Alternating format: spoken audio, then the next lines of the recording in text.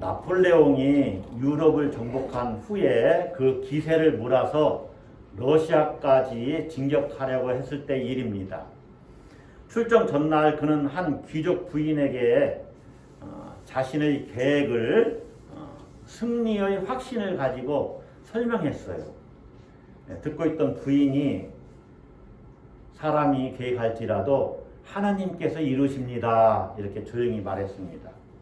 황제는 그 말을 듣고 껄껄 웃으며 부인, 내가 모든 것을 계획하고 내가 그 일을 이룰 것입니다. 라고 조금은 오만하게 말했습니다. 그러나 몇 달이 안 되어서 나폴레옹은 전쟁에서 대패했습니다. 그리고 1814년에 황제에서 폐위되었고 엘바 섬으로 유배가고 말았어요. 여러분, 우리 인간이 자기가 능력이 있고 자기 지혜를 자랑한다 할지라도 우리 인생의 생사화복은 하나님이 주관하십니다. 믿습니까? 예, 하나님이 주관하셔요. 우리 인생의 생사화복, 우리 인생의 전 주권을 하나님이 쥐고 계실 뿐만 아니라 또한 나라의 흥망성쇠도 하나님이 쥐고 계십니다. 우리는 우리의 모든 인생의 계획과 또 우리의 삶의 방향 또 모든 우리 삶의 영역이 하나님의 통치 아래에 있다는 것을 믿어야만 합니다. 우리가 열심히 계획해서 우리가 살아갈 방향이 너무나 다양하게 많지요. 직업도 다양하게 많습니다. 그러나 모든 것이 하나님의 그늘 아래에 있다는 거예요. 하나님의 그늘. 그래서 많은 다양성 가운데 하나님의 계획 가운데서 내가 인도받는 거예요. 그것을 믿는 사람들이 하나님의 백성입니다. 자, 우리 삶을 어떻게 인도하시느냐? 야곱의 삶을 보면 우리가 잘 알 수 있어요. 오늘 본문에 나타난 야곱이 그것을 보여주고 있습니다. 야곱은 인간적인 면에서 보면은 많은 사람들의 지탄을 받을 수밖에 없는 그러한 일들을 했습니다. 어떤 일들을 했습니까? 장자의 명분을 팥죽 한 그릇에 빼앗았습니다. 또 늙은 아버지와 형을 속여서 장자의 축복도 빼앗았어요. 그리고 이제 형이 장자의 명분도 빼앗겼고 장자의 축복도 빼앗겼다는 것을 알고 야곱을 죽이려고 하는 그러한 계획을 세우죠. 그래서 이 살해 위협을 느끼고 이제 아버지 어머니와 함께 살던 그 땅 브엘세바를 떠나기로 결심하고 외삼촌이 있는 하란으로 가려고 합니다. 그래서 오늘 본문은 이제 그 하란으로 가고 있는 여행길에서 있었던 사건을 우리에게 보여주고 있는데 우리가 10절의 말씀을 한번 보십시다. 10절에 야곱이 브엘세바에서 떠나 아버지 어머니와 함께 살고 있는 땅입니다. 그곳에서 떠나 하란으로 향하여 가더니 하란은 바단 아람인데 그곳에는 외삼촌이 살고 있어요. 라반이죠. 예, 아주 먼 길입니다. 대략 얼마만큼의 길이냐? 서울에서 부산까지 다녀와야 하는 왕복거리예요. 예, 800km가 훨씬 넘는 거리입니다. 여러분 예전에 우리나라 그 선비들이 과거시험 보러 한양으로 올라가자 그러지요? 그러면 뭐 한 달, 두 달 막 걸어서 가는 겁니다. 예. 그 먼 길을 지금 야곱 혼자 가고 있는 거예요. 그러므로 이 길은 아주 쓸쓸한 길이고 외로운 길입니다. 장자의 명분도 얻었고 축복도 받았지만 그는 성공자가 아닌 실패자의 모습으로 그리고 부모의 사랑을 많이 받은 그러한 사람에서 이제는 부모님으로부터 버림받은 자 같은 모습으로 외로운 지금 나그네 길을 가는 겁니다. 외로운 나그네 길을 가고 있어요. 자, 11절 한번 보십시다. 11절 같이 한번 읽습니다. 한 곳에 이르러는 해가 진지라 거기서 유숙하려고 그것의 한 돌을 가져다가 베개를 삼고 거기 누워 자더니. 여러분 딱 이 모습을 보니까 광야길 가다가 길거리에서 어디 뭐 잘만한 데서 그냥 돌베개 하나 갖다 놓고 이 자는 모습이잖아요. 한 곳에 이르러는, 이 한 곳은 베델입니다. 브엘세바에서 약 한 85km 정도 이렇게 떨어진 거리예요. 그러니까 하루에 몇 킬로나 사람이 걸을 수 있을까요? 열심히 걸으면 뭐 한 이틀이면 갈 수 있는 거리겠지만 천천히 걷다가 쉬다가 걷다가 쉬다 하면 3, 4일 길 되겠죠. 그렇게 걸어가다가 이제 베델, 다른 말로는 그 지명이 루스인데, 루스에 이르러서 이제 피곤하니까 또 해도 니엇니엇 넘어갑니다 해가지고 있습니다. 그러니까 이제 쉬려고 이제 자리를 잡은 것이죠. 해가 졌습니다. 자, 해가 진지라 그러죠. 여러분, 해가 졌다, 이것은 야곱의 마음의 해도 졌다는 거예요. 야곱의 마음에 어두움이 지금 깃듭니다. 야곱의 마음도 캄캄해요. 왜 그렇습니까? 이 길은 언제 돌아올지 모르는 길입니다. 그래서 이 밤은 캄캄한 밤이고 쓸쓸한 밤이고 외로운 밤입니다. 고독해요. 같이 동행하는 사람이 없습니다. 그 먼 길을 혼자, 어찌 보면 도망자의 모습으로 가고 있는 거예요. 돌을 취해서 베개를 삼고 누웠다. 여러분이 한번 이렇게 상상을 해보세요. 지금 이 야곱은 나그네입니다. 여행자가 아니에요. 순례길을 걷는 순례자의 모습이 아닙니다. 그러므로 그의 마음은 아주 정말로 의지할 것 없는 그러한 심정이고 참 외롭고 고독하지요. 이불도 없습니다. 그래서 하늘을 이불 삼아 누운 것입니다. 그리고 눈을 감았어요. 여러분, 우리가 때로 세상을 살다 보면 이 야곱과 같은 절대 고독의 그 외로움을 갖고 세상에서 버려진 것 같은, 아무도 나를 돕지 않는 그러한 경험을 할 때가 있지 않습니까? 그럴 때는 부모님도 나를 외면하는 것 같고 또 형제로부터 소외된 것 같은 느낌도 받습니다. 또 친구들로부터도 버림받은 느낌을 받지요. 그리고 그들에게 의지하고 싶지 않아요. 그래서 혼자 독립된, 외떨어진 그러한 무인도에 내가 그냥 있는 것 같은 그런 느낌을 가질 때가 가끔 있지 않습니까? 때로는 육체적인 질병 때문에 그렇고 때로는 경제적인 실패 때문에 그러한 위기감을 느끼고 고독하고 쓸쓸하게 인생을 살아갈 때가 있다는 것이죠. 그러할 때를 만나지 않습니까? 우리가 살다 보면. 자, 그러할 때 여러분 아주 중요한 것이 있습니다. 그러할 때 절대 고독의 그 시간을 우리가 직시하고 주목해 봐야 돼요. 아, 내가 지금 나 혼자뿐이구나. 이 세상에 나 혼자밖에 안 남았구나. 이렇게 느껴질 때가 굉장히 중요하다는 거예요. 왜 중요하냐? 그때는 하나님이 우리를 찾아오시는 시간이기 때문에 그래요.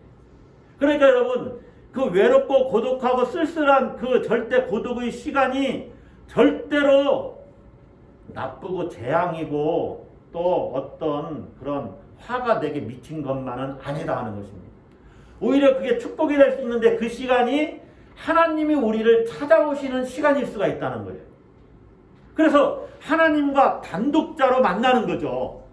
아무도, 내 옆에 아무도 없으니까 하나님만 바라볼 수 있는 시간이 온 겁니다.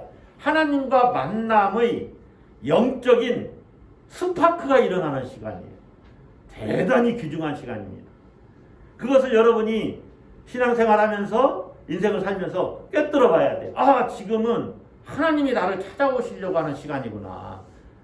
물론 우리는 신앙생활하니까 하나님이 늘 우리와 함께 하시죠. 그러나 특별한 영적인 불꽃이 일어나는 시간이다 그 말입니다. 영혼의 불꽃이 일어나는 시간이에요. 하나님이 바로 그때 돌베개를 베고 누워서 자는 그 야곱을 찾아오셨어요. 꿈을 통해서 찾아오신 것이죠. 야곱은 사실 마음도 지쳤고 이제 몸도 지쳤죠. 예. 혈혈단신의 몸으로 지금 먼 길을 출발해 가고 있지 않습니까? 예. 그 캄캄함에 아주 위기의 시간 가면서 뭐 강도를 만날 수도 있고 도적을 만날 수도 있잖아요. 예. 그 위기의 시간에 돌 베개를 베고 자는 외로움이 극에 달한 이 야곱을 하나님이 찾아오셨어요. 그래서 야곱이 잠을 깬 후에 뭐라고 고백을 합니까? 15절인가요? 16절에 이렇게 이야기하죠. 야곱이 잠이 깨어 이르되 여호와께서 과연 여기 계시거늘 내가 알지 못하였도다. 따라서 한번 하겠습니다. 여호와께서 여기 계시다. 하나님께서 여기 계시다.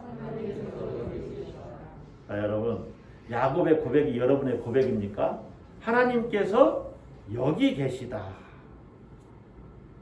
하나님께서 여러분의 삶의 중심에 계시다.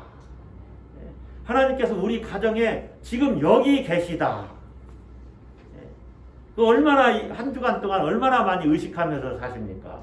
하나님께서 내가 자동차 운전하고 자동차 타고 가는 지금 여기에 계시다. 하나님께서 내가 지금 건강을 위해서 산책하고 있는 여기에도 지금 하나님이 나와 함께 가신다. 여기 계시다. 하나님이 여기 계시다. 그렇게 의식하는 것을 하나님의 임재의식이라고 해요. 임재의식. 하나님께서 함께 계시는 것을 내가 의식하고 있는 거죠. 야곱은 지금 하나님께서 여기 계시거늘 과연 여기 계시거늘 내가 알지 못했다. 꿈을 통해서 하나님의 임재를 경험하는 겁니다. 여러분 매 한두 번이라도 하나님 여기 계시네 하고 깜짝깜짝 놀랄 만한 사건들 우리에게 일어나면 우리 삶은 완전히 달라집니다. 낙심과 절망으로부터 벗어나지요. 하나님이 여기 계심을 내가 지금 경험했잖아요. 처음 했잖아요. 그런 놀라운 경험이 우리 안에서 매일매일 일어나도록 내가 하나님께 내 시선을 주목해서 봐야 되고 하나님을 주목해서 봐야 되고 시선을 고정해야 돼요. 그래서 하나님의 임재의식을 가지고 살아야 돼요. 야곱은 하나님이 여기 계시거늘 과연 여기 계시거늘 내가 알지 못하였도다 이렇게 고백했죠. 그러면 이렇게 고백하는 그 야곱의 신앙 고백 속에 도대체 하나님은 어떤 모습으로 야곱을 만나주셨길래 야곱이 이렇게 고백하는 것이냐 우리가 한번 본문을 통해서 살펴보려고 하는 거예요. 자, 야곱이 경험한 하나님은 어떤 하나님이신가? 첫 번째로 따라서 한번 하겠습니다. 찾아오시는 하나님. 하나님이 찾아오셔서 하나님의 임재를 경험한 거죠. 자, 12절 한번 보세요. 꿈에 본즉 사닥다리가 땅 위에 서 있는데 이게 꿈이에요 지금.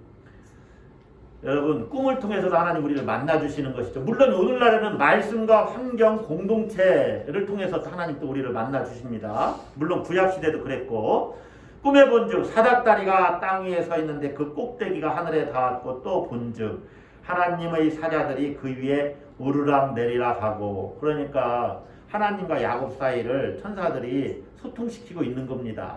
하나님의 뜻을 전달하고 또 하나님의 말씀을 전해주고. 자, 그런데 13절 보세요. 같이 한번 읽어보겠습니다. 또 본즉 여호와께서 그 위에 서서 이르시되 거기까지만 보시죠. 사닥다리 위에 하나님께서 딱 서 계신 거예요. 야곱의 모든 여정을 불꽃 같은 눈으로 지켜보고 계십니다. 지켜보고 계십니다. 여러분의 삶의 모든 여정을 하나님께서 감찰, 지켜보고 계셔요. 그런데 이 찾아오신 하나님의 모습이 막 벌을 주려고 했다든가 혼내키려고 하고 징계 주시려고 하는 하나님의 모습이 아니에요. 여러분 야곱은 지금 도망자 신세잖아요. 늙은 아버지를 속여서 장자의 축복을 자기가 받았어요. 그리고 형 에서를 피해서 도망갑니다. 그러니까 엄청난 인간적인 그런 면에서 보면 엄청난 실수를 했고 엄청난 잘못을 한 거예요. 자, 세상은요, 우리가 실수하고 우리가 잘못하면 가차없이 우리를 배제시키고 또 우리를 모욕 주고 우리를 무시합니다. 때로 우리를 버립니다. 우리를 떠납니다. 그런 면에서는 아주 냉정하지요. 때로 친구들이 그렇게 할 수 있죠. 친구들이 우리를 배신하고 배반하고 떠날 때 있죠. 심지어 내가 돈이 좀 없으면 내 곁을 떠납니다. 그게 세상이죠. 어찌 보면 내게서 유익을 얻을 게 없으니까. 또 친구들만 그렇습니까? 형제들도 그럴 수 있고 심지어 부모님도 그럴 수가 있어요. 그러나 우리 하나님은 우리의 인도자이시고 우리의 보호자가 되셔서 어떤 경우에도 자기 백성을 떠나지 않는다는 거예요. 버리지 않는다는 거예요. 야곱이 그 쓸쓸한 밤에 혼자 있을 때 하나님께서 찾아오셔서 야곱을 격려하시고 위로하셔요. 야곱에게 다시 소망을 주십니다. 할렐루야. 여러분, 하나님께서 사닥다리 위에 서서 말씀하시죠. 그 말씀의 내용은 우리가 살펴보겠지만은 하나님이 찾아오셔서 내가 너의 보호자다, 위로자다, 너 혼자 있는 것이 아니다 하고 격려하시죠. 용기를 얻게 하십니다. 이사야 선지자가 하나님을 뭐라고 묘사합니까? 하나님께서는 상한 갈대를 어떻게 하시는 분이시다? 꺾지 않으시는 분이시고 꺼져가는 심지도 끄지 않으시는 분이십니다. 그냥 내버려 두면 스스로 자멸할 수밖에 없는 인생들인데 하나님이 다시 찾아오셔서 되살려 놓으신다는 거예요. 찾아오셔서 되살려 놓으신다. 그러니 우리 하나님이 얼마나 좋으신 하나님이십니까? 여러분, 찾아오시는 하나님은 우리가 범죄했을 때도 찾아오십니다.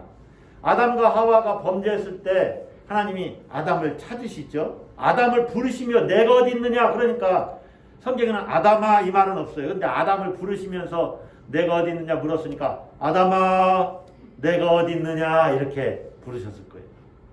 우리를 찾아오셔서 중서가 그렇게 내 이름을 부르시면서 나를 찾으신다는 거죠. 벌 주시려고 찾아오시는 것이 아니라 우리를 격려하시고 위로하시려고. 또 하나님은 지치고 쓰러졌을 때도 찾아오십니다. 범죄했을 때도 찾아오시고 지치고 쓰러졌을 때도 찾아오시죠. 엘리야를 보세요.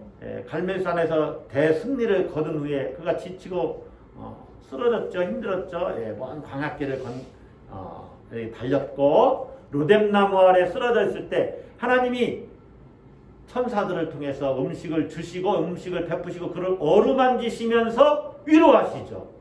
지치고 쓰러졌을 때도 우리를 찾아오셔요. 자, 주님을 보세요. 제자들이 실패했을 때도 찾아가시지 않습니까? 디베랴 바닷가에. 주님은 우리가 실패했을 때도 찾아오십니다. 할렐루야. 우리가 실패하고 우리가 또 위기에 처했을 때 모든 것을 잃었을 때 그때는 많은 사람들이 하나님이 계시다면 내가 왜 이렇게 돼야 돼? 라고 하나님께 원망하면서 때로는 하나님을 등지고 하나님을 떠납니다. 그게 아니고 실패했을 때도 심지어 범죄했을 때도 그리고 때로 지치고 힘들 때도 하나님을 바라보면서 하나님을 기대해야 돼요. 왜냐? 하나님은 찾아오시는 분이시기 때문에. 여러분, 우리 인류 역사상 하나님이 우리를 찾아오신 가장 위대한 사건이 무엇입니까? 무슨 사건?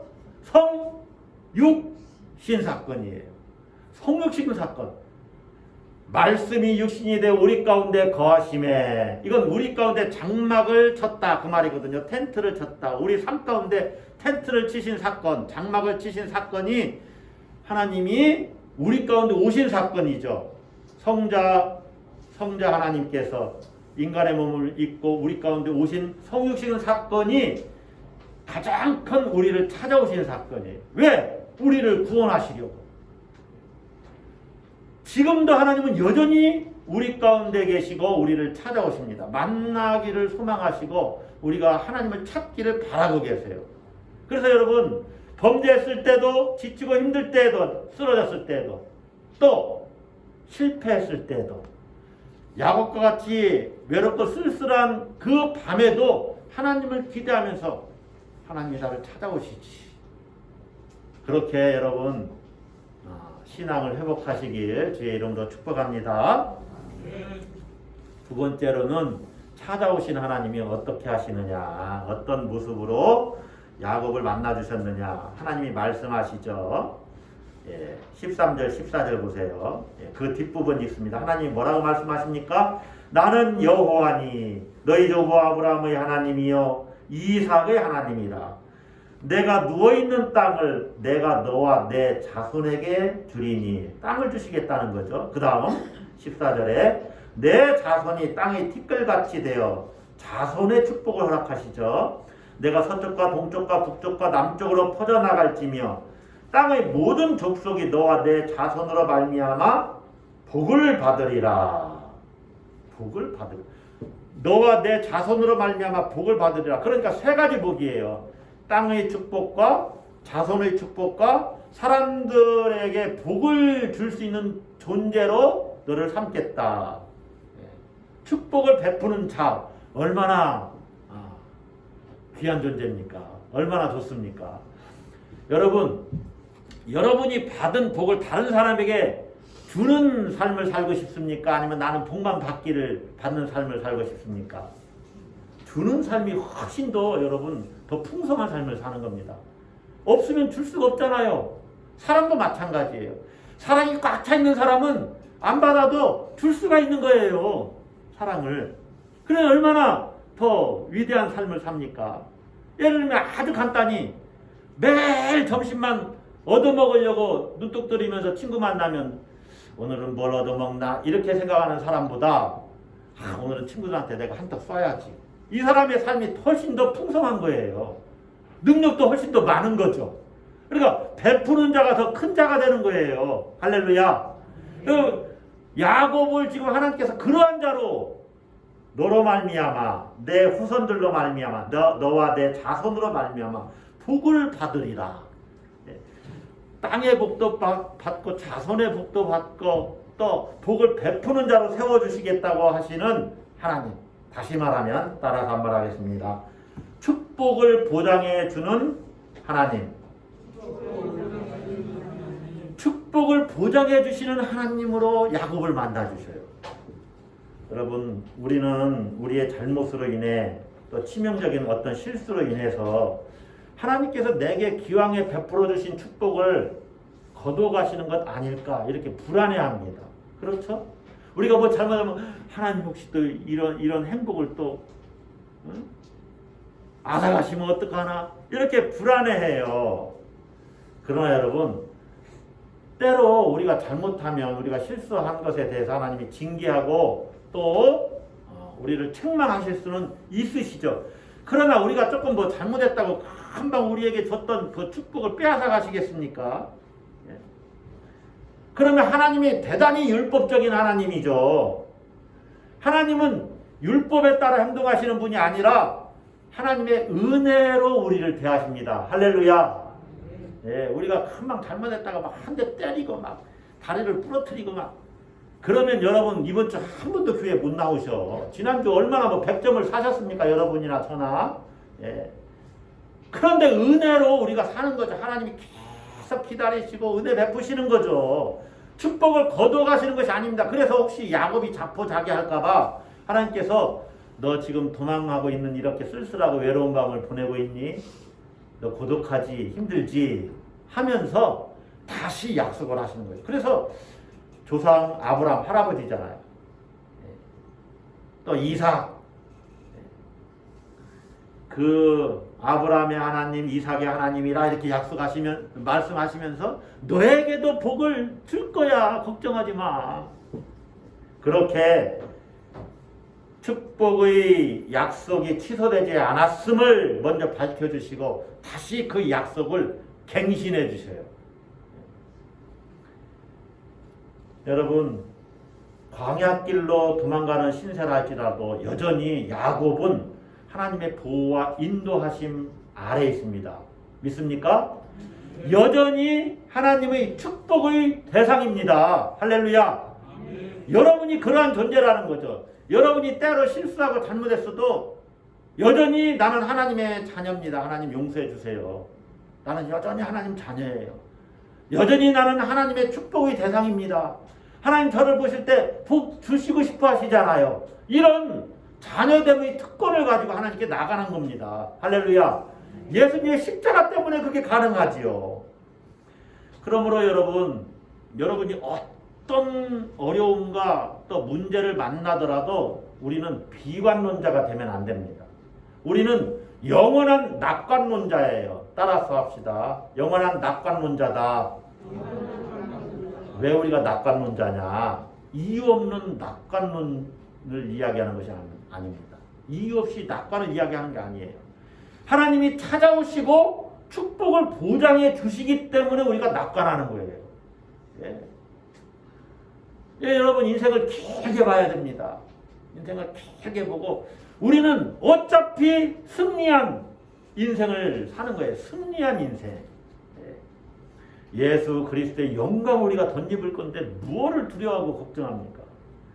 잠깐 이 세상 사는 동안 잠시 고통스럽고 어려울 수 있지요. 그러나 예수님의 그 영광이 예비되어 있으니까 우리는 승리하는 것이죠. 그래서 영원한 낙관론자가 되는 거예요. 때로 우리가 실수하고 또 우리가 잘못했을 때 우리 인생이 내가 의도치 않은 방향으로 하나님의 축복과는 거리가 먼 방향으로 이렇게 전개되는 것 같은 그렇게 삶이 이끌려지는 것 같은 경험을 많이 합니다. 엉뚱한 방향으로 전개될 수도 있어요. 실수 없이 살면 얼마나 좋습니까? 잘못하지 않고 살면 얼마나 좋습니까? 그러나 우리 인간은 기본적으로 실수할 수밖에 없는 존재입니다.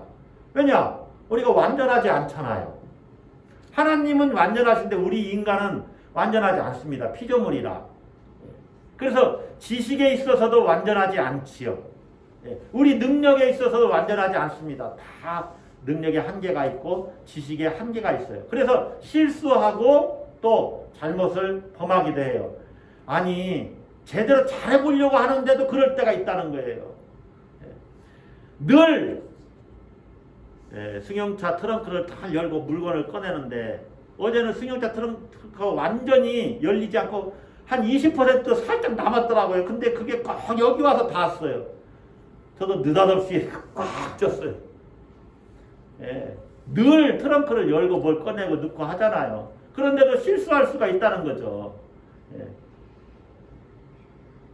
잘 하고 사는데도 가끔은 그래서 부상도 있고 또 다른 사람에게 상처 주고 싶지 않은데 상처를 줄 때도 있고 나 자신도 상처받고 실수할 수가 있다는 거예요. 우리 삶이 정말로 엉뚱한 방향으로 갈 때도 너무나 많이 있죠. 그럼에도 불구하고 우리가 낙심하거나 좌절하지 말아야 되는 이유가 여러분은 여전히 하나님의 축복의 대상이라는 것입니다. 할렐루야. 여러분 우리가 보기에 우리 인생이 하나님의 축복에서 멀어진 것 같은 그 암담한 광야길을 걸어갈 때가 있잖아요. 그러나 하나님의 축복은 여전히 철회되지 않았다. 이걸 믿는 믿음이 있어야 돼. 나는 여전히 하나님의 복의 대상이다. 그러므로 힘을 내세요. 코로나19 시대에도 힘을 내시고 어떠한 일에도 힘을 내세요. 하나님이 여기 계시다. 나를 찾아오셨죠? 왜 찾아오셨습니까? 복 주시려고 찾아오십니다. 제가 지금 기복적인 그걸 이야기하는 것이 아닙니다. 고난의 때에도 여전히 나는 복의 대상이라는 거죠. 할렐루야. 야곱을 그렇게 보셔야 됩니다. 야곱을. 우리 인생도 똑같잖아요. 내가 이러한 삶을 살고 있어도 여전히 하나님은 내게 복을 주신다. 축복을 보장해 주시는 하나님. 여러분 욥의 친구들을 한번 보세요. 욥이 너가 죄지었으니까 너 심판받는 거잖아. 그리고 욥의 친구들은 다 욥을 정죄했습니다. 예. 엘리바스나 뭐 다 마찬가지예요. 다. 욥의 친구들이 찾아와서 처음에는 아무 말 못하다가 욥을 보니까 아무래도 얘가 하나님께 잘못했으니까 하나님께 매맞는 거지. 이렇게 이제 다시 말하면 인과응보 사상이죠. 그게 너 잘못했으니까 벌 받는 거야. 예. 그런데 욥이 고통을 다 견디고 난 다음에 하나님께서 욥의 친구들 너희가 잘못했다. 예. 욥에게 용서를 빌어라. 그래서 욥이 이제 그들을 용서해달라고 하나님께 기도하죠. 예. 자, 하나님께서 말년에 욥에게 어떤 복을 주십니까? 처음보다 더 큰 복을 주셨어요. 처음보다 더 큰 복을 주셨다. 욥기 42장 12절 보면 여호와께서 욥의 말년에 욥에게 처음보다 더 복을 주시니 욥의 고통을 볼 때는 야 하나님이 욥을 버리셨나 봐. 하나님이 욥을 떠난 게 분명해. 그렇지 않다면 어떻게 저런 큰 고통을 당할 수가 있어? 어떻게 자식이 순식간에 다 죽을 수가 있어? 라고 정죄하고 욥을 무시하고 그래서 친구들도 떠나고 아내도 떠나고 다 그랬죠. 그러나 하나님은 여전히 욥과 함께 하고 계셨고 욥을 축복의 대상으로 보셨다는 거예요. 할렐루야. 네. 여러분 사랑하는 아버지가 사랑하는 어머니가 자녀들 볼 때 자녀를 복주고 싶어 하잖아요. 네. 똑같지 않겠습니까? 예수님을 십자가에 내어주시기까지 우리를 사랑하신다고 고백하시는 하나님께서 우리에게 복을 주시길 원하시죠. 그래서 여러분 때로 우리가 가난해도 때로 질병이 있어도 이것이 하나님께서 내게 주시는 가장 큰 복이다 라고 믿을 수 있기를 바랍니다. 얼마나 대단한 신앙입니까? 그리 아니하실지라도 이 신앙이 이 영적인 이 수준까지 올라가야 돼. 나는 축복의 대상이다. 이것이 하나님께 재앙을 받아서 일어난 것이 아니라 하나님을 더 잘 알아가고 하나님만이 나의 정말로 전부가 되신다는 걸 알게 하기 위한 하나님의 인도하심과 하나님의 섭리. 저는 간섭이라는 말은 별로 안 좋아하는데 이럴 때 한번 쓰면 괜찮을 것 같아요. 이것은 하나님이 내 삶에 간섭하시는 것이다. 섭리하시는 것이다. 이렇게 믿을 수 있기를 바랍니다. 자, 야곱에게 나타나신 하나님은 세 번째로 어떤 모습이냐? 15절을 한번 보십시다. 15절. 다 같이 읽습니다. 내가 너와 함께 있어 내가 어디로 가든지 너를 지키며 너를 이끌어 이 땅으로 돌아오게 할지라. 내가 내게 허락한 것을 다 이루기까지 너를 떠나지 아니하리라. 야곱이 브엘세바 가나안으로 다시 돌아올 때까지 야곱을 떠나지 않으시겠다고 약속하십니다. 우리 하나님은 어떤 하나님이시냐? 끝까지 지켜주시는 하나님. 끝까지 지켜주시는 하나님. 마지막 우리가 이 세상을 떠날 때도 우리를 지켜주셔요. 우리의 삶의 여정을 항상 지켜주십니다. 자, 여러분 베델에서 하란까지 서울에서 부산까지 갔다 오는 거리 정도라고 그랬는데 대략 885km 정도 된다고 그래요. 885km. 대단히 먼 거리입니다. 이것은 단순히 거리의 문제만도 아닙니다. 한번 가면은 언제 돌아올지도 모르는 거리예요. 기약이 없는 길을 가고 있는 것입니다.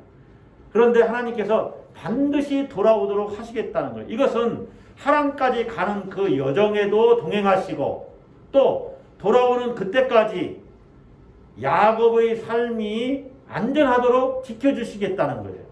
안전하도록 보호해 주시겠다는 것입니다. 할렐루야. 사람이 왜 세상 살면서 불안해할까요?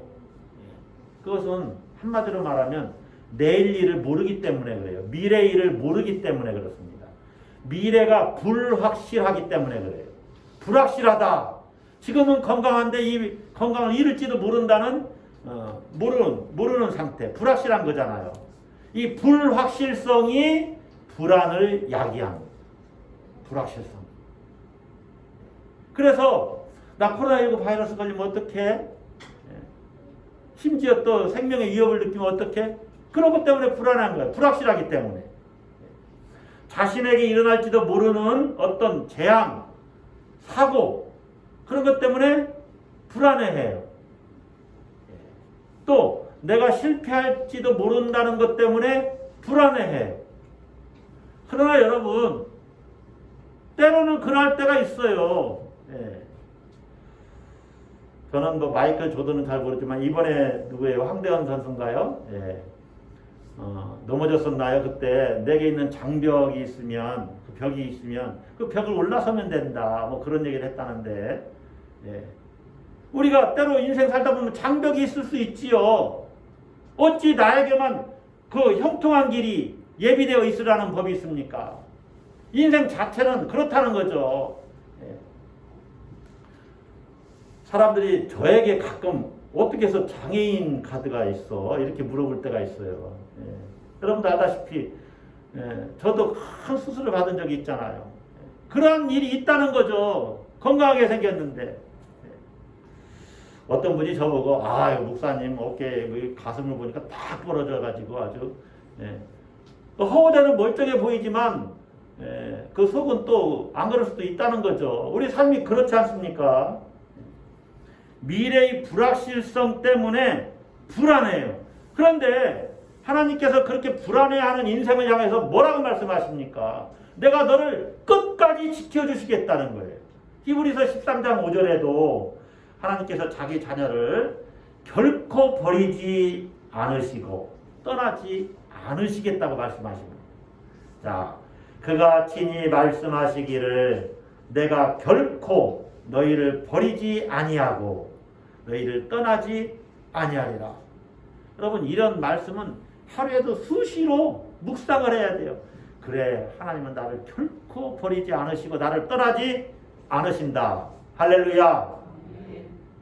우리 주님이 승천하시기 전에 이렇게 말씀하셨잖아요. 볼지어다 내가 세상 끝날까지 너희와 항상 함께 있으리라. 여러분 따라서 한번 하겠습니다. 하나님은 여기에 계시다. 한 주간 동안 이 구문을 다 기억해 두고 사세요. 하나님은 지금 여기에 계시다. 나와 함께 계시다. 그래서 나를 찾아오시고 또 나에게 축복을 보장해 주시고 나를 끝까지 지켜주실 것이다. 할렐루야.